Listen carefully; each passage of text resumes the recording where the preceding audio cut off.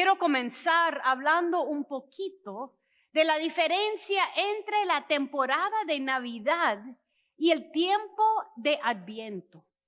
Como etapa o periodo litúrgico de la iglesia, el tiempo de Adviento es momento de 4 domingos de nosotros esperar la venida de Jesucristo en forma del niño Jesús. Pero además de esperar Jesús nacer en Belén, estamos también esperando a la segunda venida de Jesucristo. Y parte de lo importante de tener esas dos cosas en conjunto es porque estamos aquí declarando que Jesucristo es nuestro Señor y Salvador, nacido como un niño en un pesebre en Belén, pero a la vez estamos en un mundo quebrantado, un mundo lleno de mucha injusticia. Un mundo donde hay llantos y dolor, un mundo que todavía está en espera de la segunda venida de Jesucristo. Y parte de lo importante de eso es porque si nosotros no creemos, no estamos en espera de la segunda venida de Cristo, nosotros estamos aplastados por la injusticia y el dolor de acá. Porque no hay nadie aquí sentado que no sienta dolor. No hay nadie aquí que no ha visto las grandes injusticias. Tal vez en nuestros propios países y en este país. No hay nadie aquí que está exento de necesitar el movimiento de nuestro Señor. Es interesante porque el reverendo doctor Martin Luther King, que fue un pastor afroamericano en este país y también alguien por lo cual muchos cambios ocurrió en este país, en uno de sus discursos, que realmente fue un sermón más famoso, él hablaba del hecho que él esperaba el momento que la gente de todo color, de toda clase económica, iban a estar juntos, libres de fin. Lo triste es que asesinaron a Martin Luther King en 1968 en este país por haber hablado esa verdad. Y todavía hoy, 2025, estamos esperando ser libres al fin. Sabemos que el racismo existe. Sabemos que además del racismo, y eso es la cosa interesante, cuando el reverendo Dr. Martin Luther King comenzó a hablar de las injusticias económicas en este país, es cuando le mataron. Sabemos que las injusticias económicas todavía existen. Que hay personas que trabajan menos y ganan más. Y personas que trabajan y trabajan y trabajan. Y son explotados y no tienen lo básico que se necesita. Entonces, como pueblo de Dios, estamos en ese mismo ritmo de esperar, Señor, yo espero el día que vamos a estar libres de fin. Así se encuentra el pueblo de Judá en el texto de Isaías hoy. Una de las cosas que es muy importante ver es que el mundo te va a enseñar que la Navidad es solamente de alegría, de regalos, de dinero, de familia. Y cuando uno está separado de su familia, cuando uno tiene recursos limitados, cuando uno lleva un luto profundo en su corazón, uno dice, Señor, la Navidad no es para mí. Hay gente que odia la Navidad, ¿verdad? Mi esposo que está aquí y mis hijos les gustaba siempre ver esa película El Grinch, ¿no? El Grinch es una figura, un muñeco que no le gusta la Navidad y mis hijos se reían de su papi. Ay, papi, es que usted es el Grinch. No es el Grinch, es mi esposo, es muy amable. Pero hay un sentir a veces que nosotros no cabemos en la Navidad. Y si no oigan otra cosa hoy, lo que yo quiero que ustedes me oigan decir es que Jesús vino a un mundo quebrantado precisamente por los lugares donde usted tiene luto, donde yo no tengo fuerza, donde hay injusticia y necesitamos la presencia de Dios. Entonces el verdadero mensaje de la Navidad, del nacimiento de Jesús, de Dios encarnado en forma de Jesús, no es simplemente fiesta y canto y regalo.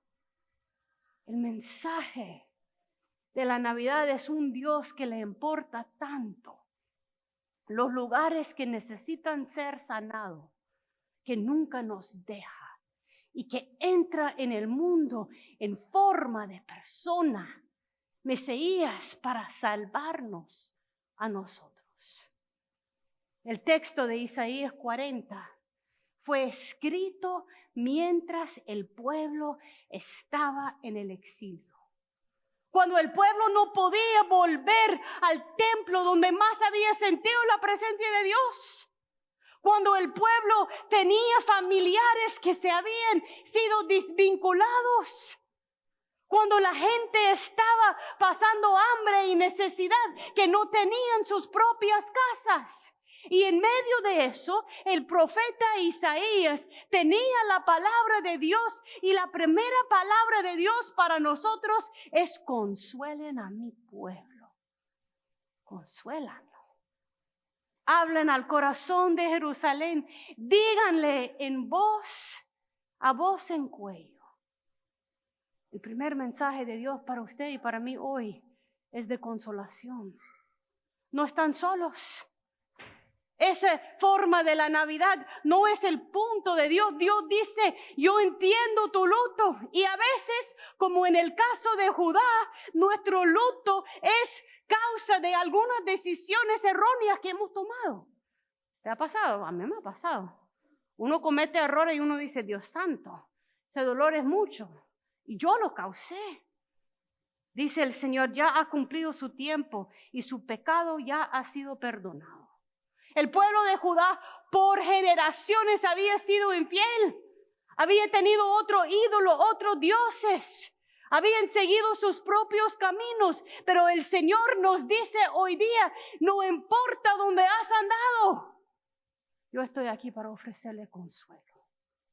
Vengan. Tu pecado ha sido pagado. Y como cristianos creemos que fue pagado en la cruz.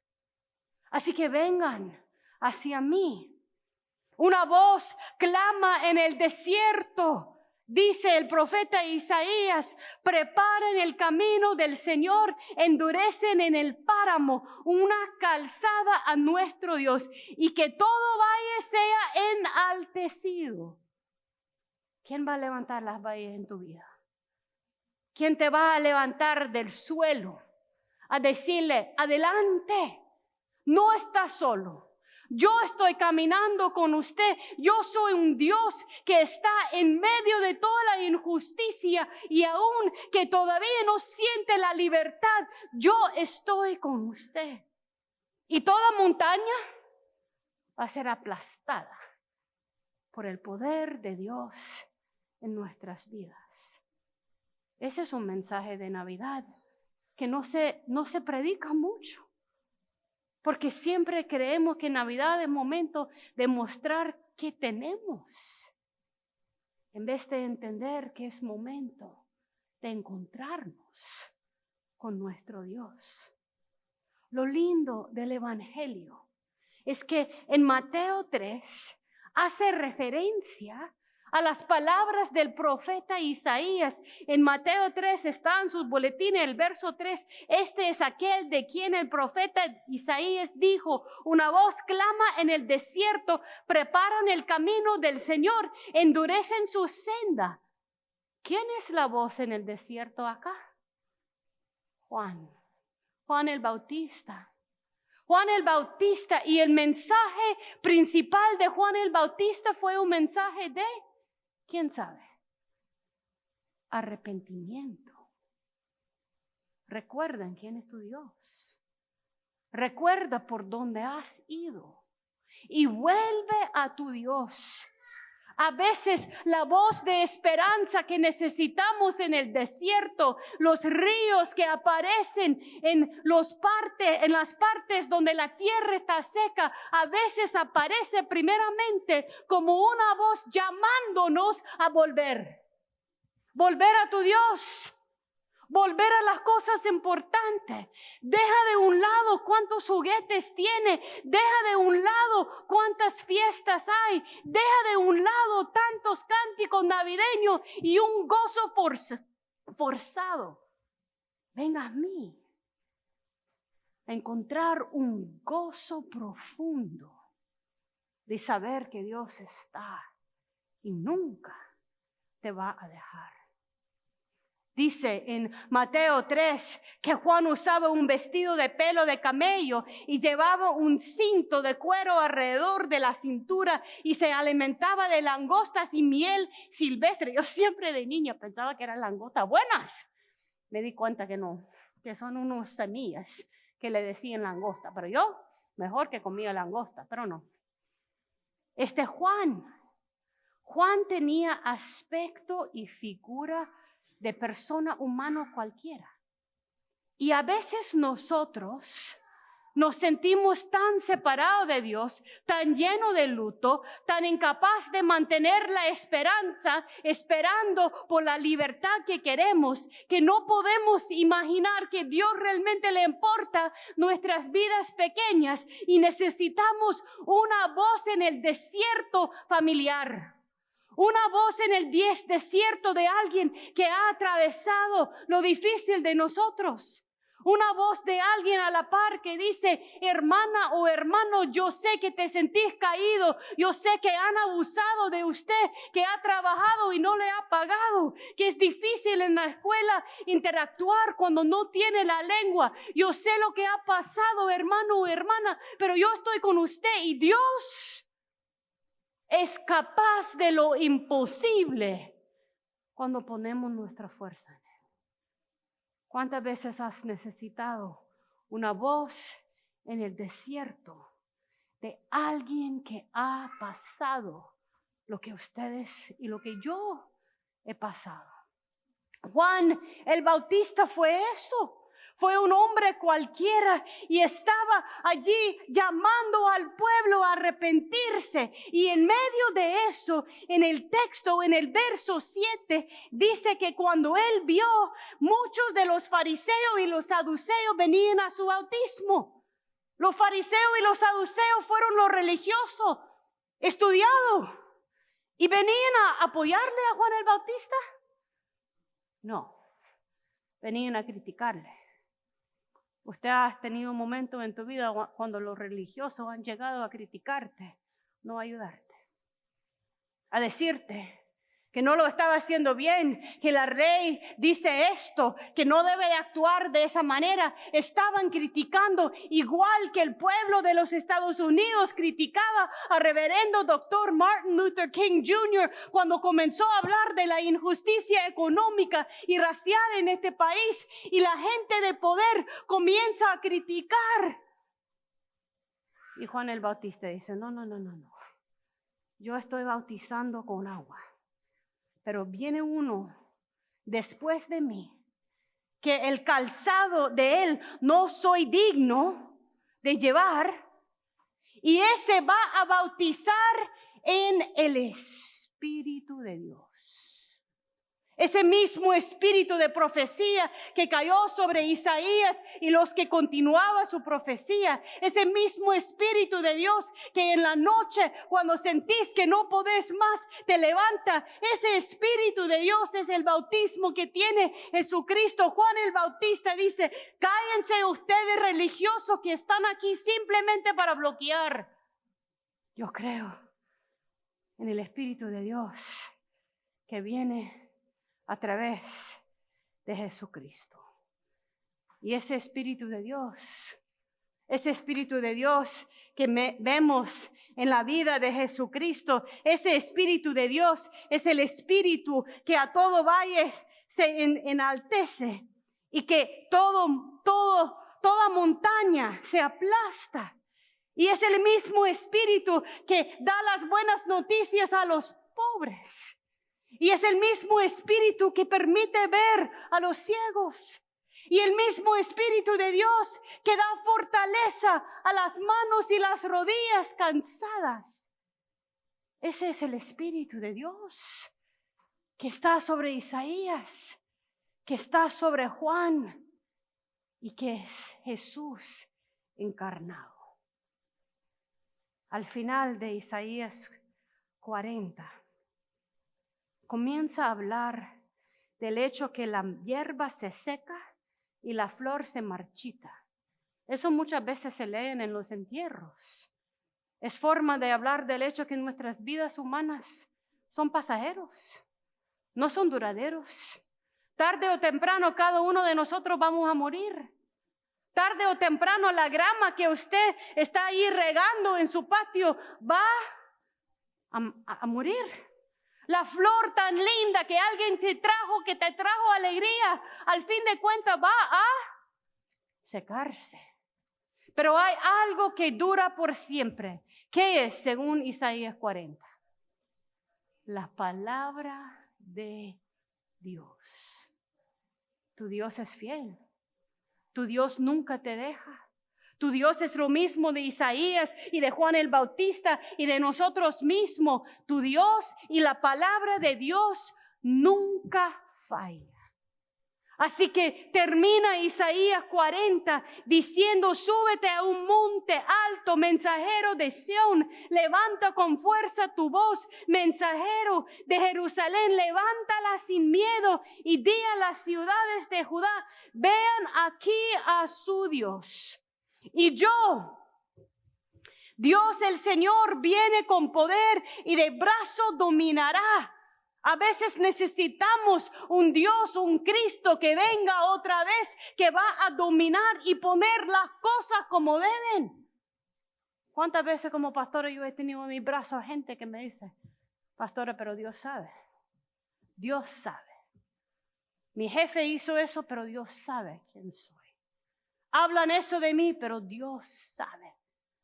Nosotros como cristianos creemos que un día Dios vendrá otra vez. Y todo lo que Dios sabe se manifestará como justicia en esta tierra. Y en el verso 11, cuidará de su rebaño como un pastor. En sus brazos, junto a su pecho, llevará a los corderos y guiará con suavidad a las ovejas recién paridas. Así que en conclusión, todavía estamos en espera de la libertad. Y parece en momentos de nuestras vidas que el imperio va a ganar. El imperio de Babilonia en el tiempo de Isaías, el imperio de hoy día. Pero Dios es duradero. La justicia de Dios existe. Y Dios nos lleva en brazos como un buen pastor.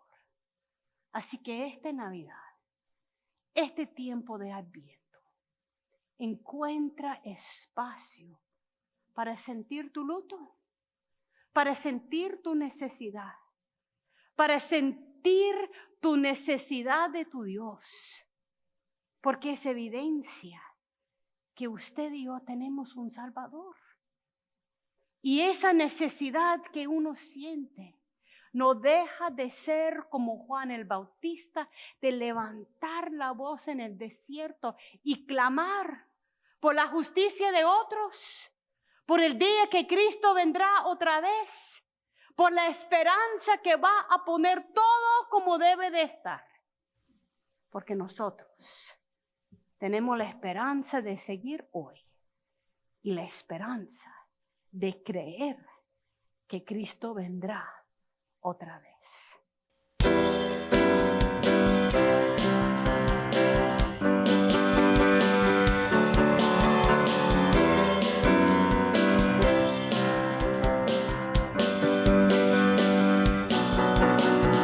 Única razón de mi adoración.